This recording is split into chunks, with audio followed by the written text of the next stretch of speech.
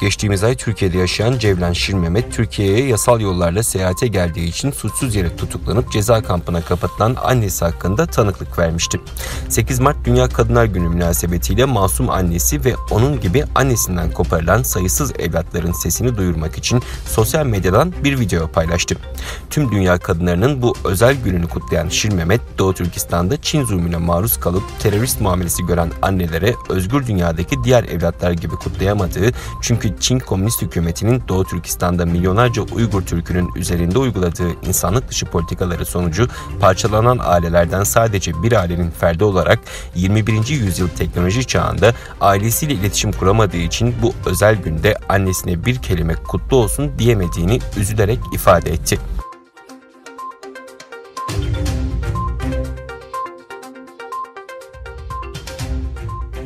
Çinli yetkililer Doğu Türkistan'daki koronavirüsüyle enfekte olan insanların büyük çoğunluğunun iyileştiğini ve sadece birkaç tanesinin karantina altında tedavi gördüğünü açıkladı. Doğu Türkistan'daki merkezi hükümete bağlı sağlık kurumunun açıklamasına göre daha önce teşhis konan 76 kişiden 70'i hastaneden taburcu edilerek evlerine gönderildi. Sadece 3 kişinin hala karantina altında olduğu, müşahede altında tutulan kişi sayısının 1348'e indiği söylendi.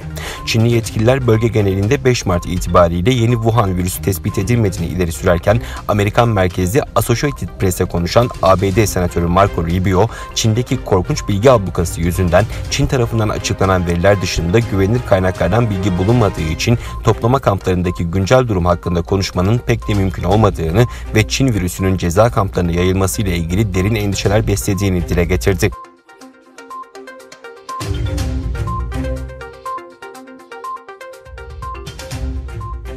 Çin'de yeni tip koronavirüsü salgınında hayatını kaybedenlerin sayısı 3139'a çıktı. Ulusal Sağlık Komisyonu'ndan yapılan açıklamaya göre ülkede Covid-19 salgını nedeniyle son 24 saatte 17 kişi yaşamını yitirdi. 19 vaka tespit edildi.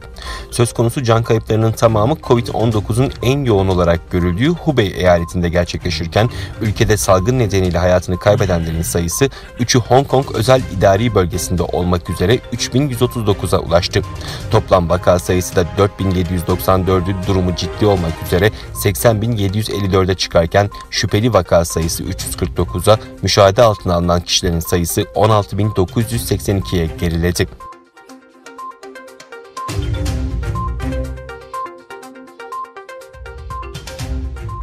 Beyaz Saray sözcüsü, koronavirüsü bulaşması ihtimali olan bazı yerlerde bulunması sebebiyle virüs kapmış olabileceği tartışılan Trump'ın durumuna ilişkin yazılı bir açıklama yaptı. Sözcü, başkan Covid-19 testi yaptırmadı çünkü ne virüs taşıdığı teyitli hastalarla uzun süre teması oldu ne de kendisinde herhangi bir semptom bulunmaktadır. Başkan Trump'ın sağlığı harika durumdadır ve özel doktoru onun durumunu yakından takip etmektedir ifadelerini kullandı. Amerikan medyası, Trump'la başkan yardımcısı Mike Pence'in son 10 gün içerisinde katıldığı bazı etkinliklerden daha sonra koronavirüsü taşıdığı açıklanan kişilerin ortaya çıkmasının ardından acaba Trump ve Pence virüs kapmış olabilir mi tartışmasını yürütüyordu.